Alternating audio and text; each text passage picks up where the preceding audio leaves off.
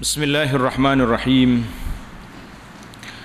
Alhamdulillahi rabbil alamin, wassalatu wassalamu ala rasulihil amin, nabiyyina Muhammad ibn Abdullah wa ala alihi wa sahbihi wa man walah, amma ba'd. Sambungan pelajaran kita dalam kitab Riyadhus Shalihin, dalam Kitabul Azkar, kitab yang menyebut tentang zikir-zikir. Hadis kita kalau mengikut bilangan asal dia 1423. 1423. Dalam buku ni 1430. Wa an Abi Hurairah radhiyallahu anhu anna Rasulullah sallallahu alaihi wasallam qala: Iza tashahhada ahadukum falyasta'iz billahi min arba' yaqul Allahumma inni a'udzubika min azabi jahannam wa min azabil qabri wa min fitnatil mahya wal mamat wa min syarri fitnatil masihid dajjal. Rawahu Muslim. Maksud dianya daripada Abu Hurairah radhiyallahu anhu bahawa Rasulullah sallallahu alaihi wasallam bersabda, jika salah seorang dari kamu membaca tasyahud, mana sudah dah kita baca tasyahud akhir dalam salat, kita membaca selawat siap dah, maka hendaklah meminta perlindungan. Ta'awuz tu makna minta perlindungan dari 4 perkara. Ini arahan Nabi sallallahu alaihi wasallam supaya kita minta perlindungan dengan Allah Taala daripada 4 perkara. Bila ni? Di akhir solat kita. Akhir solat kena minta. Di akhir waktu solat kita kena minta. Jangan tak minta lah. Jadi kalau tak baca tu mana tak minta lah tu. Ikut bacaan ni. Allahumma inni a'udzubika min azabi jahannam wa min azabil qabr wa min fitnatil mahya wal mamat wa min syarri fitnatil masihid dajjal. Ingat dah aku duk baca setiap hari dah kan. Bagi orang yang belum baca lagi, bagi orang yang belum ingat, maka wajib dia kena hafal ni. Kalau boleh agak jangan tidur selagi tak ingat 4 kalimah yang bukan banyak. Allahumma inni a'udzubika min azabi jahannam. Ya Allah, aku berlindung kepadamu dari seksa neraka jahannam, daripada azab neraka jahannam. Tak nombor 1 situ. Wa min azabil qabri, dan daripada azab kubur. Wa min fitnatil mahya wal mamat, dari fitnah kerosakan hidup dan mati. Wa min syarri fitnatil masihid dajjal, dan aku berlindung dari kekejian fitnah al-masihid dajjal. Hadis ini sahih, diriwayatkan oleh Imam Muslim. Para jemaah sekalian, inilah bacaan yang diajar oleh Nabi sallallahu alaihi wasallam kepada kita apabila kita akhir salat kita, lepas tasyahud, selawat, baca doa ni. Jangan lupalah kena baca sebelum salam.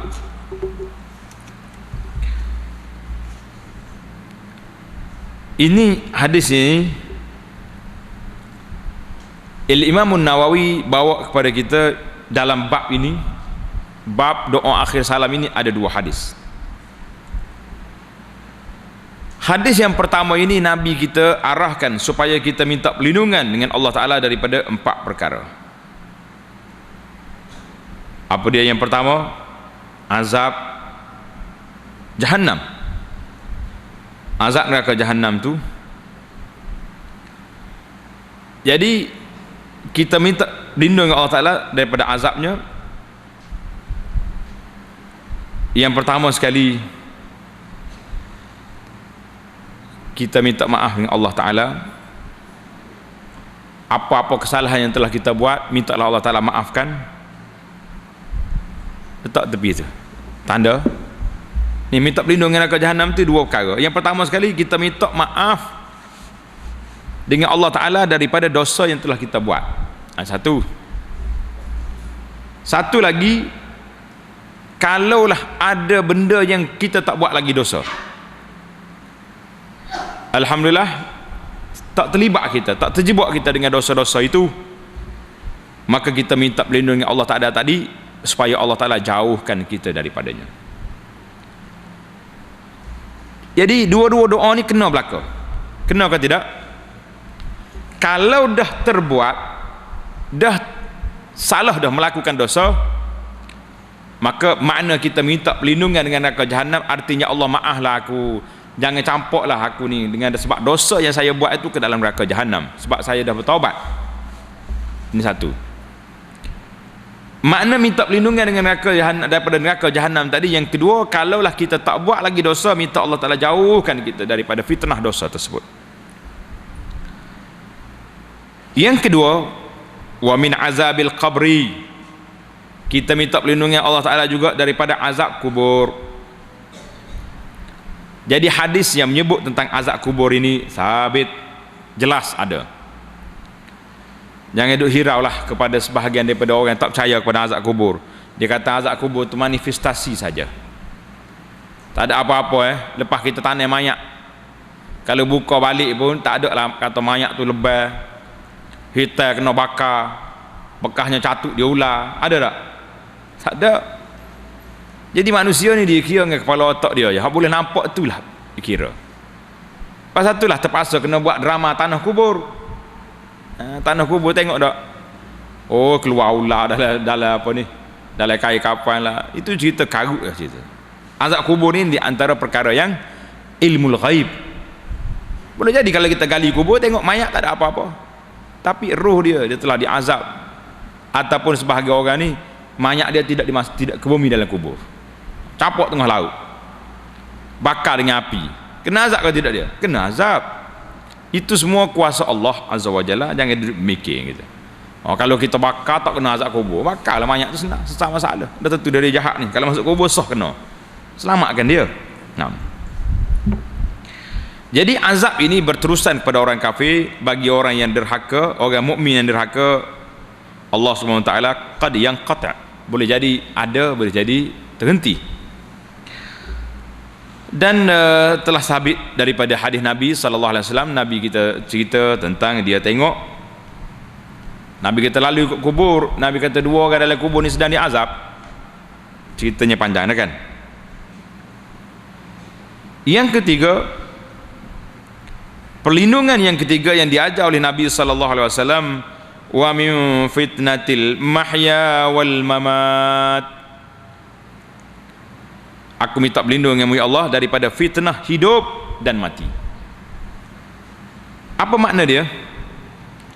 Fitnah masa hidup ni iaitulah fitnah yang menimpa atas manusia ke waktu hidup. Ada dua benda. Jadi kita perlu pada perlindungan daripada dua-dua perkara ni. Yang pertama, fitnah kejahilan kita. Fitnah jahil, tak tahu apa-apa, yang menyebabkan kita tak tahu hak mana benar. Oh, semangat kita ikut, rupanya tak ajar sesat. Susah. Semangat kita buat benda-benda ni, rupanya benda haram. Itu fitnah dalam kehidupan. Terjebak dengan benda-benda haram. Maka bila kita terjebak dengan benda haram, satu lagi dia panggil jahil dan syubhat, tak tahu mana yang betul. Satu lagi penyakit fitnah dunia, syahwat. Syahwat ni dia nak keseronokkan, nak benda suka, benda happy, halal haram jangan tanya, aku nak. Ini semua ni fitnah. Kadang-kadang kita baik-baik tak ada apa-apa, aku tak ada apa dah. Mari pula tukar-tukar fitnah dunia ni lalu ikut lorong ikut dapur rumah kita.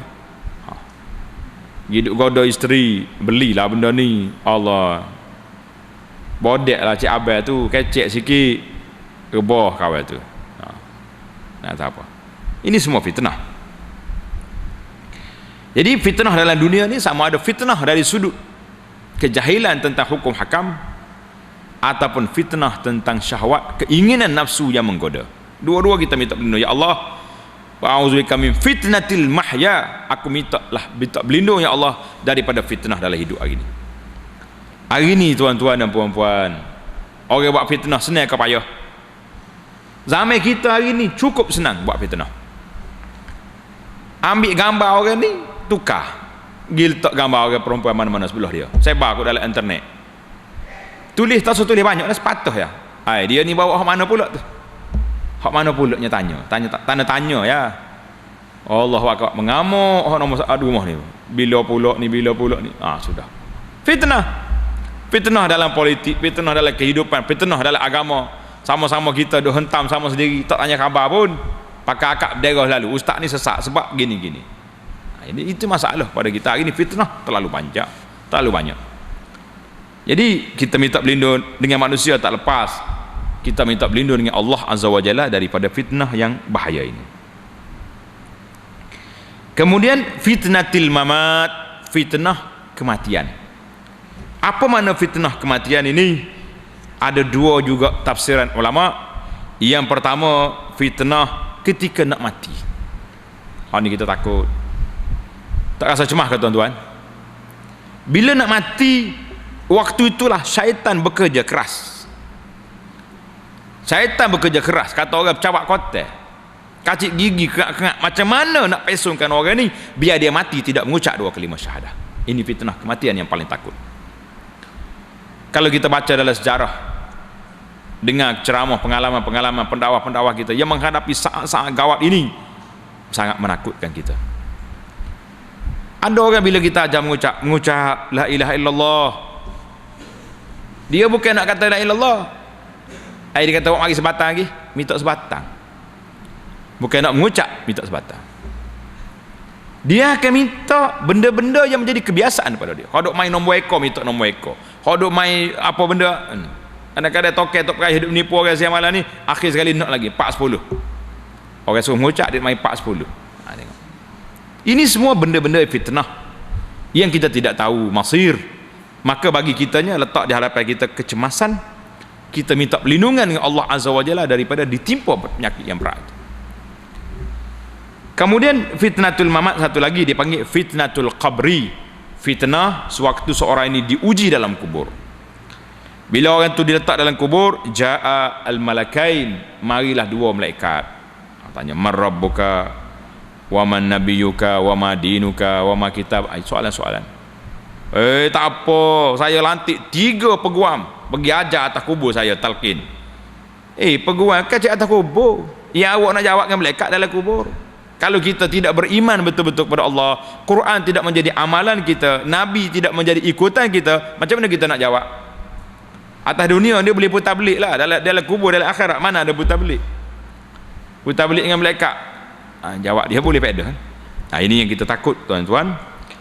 Yang terakhir sekali, wa apil fitnatil masih dajjal, kita minta perlindungan daripada kejahatan fitnah dajjal.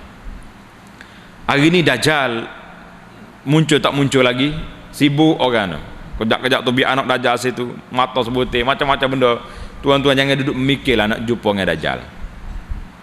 Nabi kata kalau jumpa dengan dajjal, jarang orang boleh lepas daripada fitnah dajjal, kerana terlalu dahsyat dia punya godaan. Tak dahsyat apa, kita tengah duduk gelak-gelak gini, panas, nak hujan, nak langit amtir, turun hujan. Tak kata Tuhan lagi.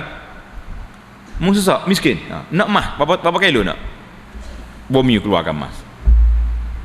Kita kena 450 ya apa bukan je, kena emas toko lagi tak lekat duduk kan.